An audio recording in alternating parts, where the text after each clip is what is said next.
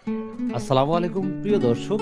ভারত প্রচণ্ড বিপাকে পড়ে গেছে, যেটা আপনারা জানেন যে বর্তমান সময়ে ভারতে কিন্তু রসুন, আলু কেউ নিচ্ছে না এবং প্রচুর কৃষক, এবং আপনারা জানেন যে প্রতিদিন রেগুলার প্রায় 2 টাকা 3 টাকা করে তারা ফসলের দাম পাচ্ছে।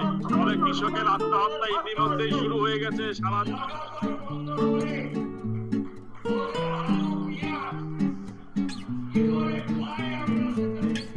তো প্রিয় দর্শক, দিনকে ৩০ থেকে ৩৫ জন মানুষ আত্মহত্যা করে কৃষকেরা। কিন্তু ভারত নিজেই এখন বিপাকে পড়ে গেছে, কারণ এই আলু পেঁয়াজ কি করবে তারা? তো এখন আর বাংলাদেশ চাচ্ছে তাদের আলু পেঁয়াজ আমাদের কোনো দরকার নাই, এবং আমাদের নিজের যে পেঁয়াজ বা রসুন আছে বা অন্যান্য বিষয়গুলো আছে, এগুলো আমরা 100% আমরা নিজেরাই প্রোটেক্ট করতে পারবো।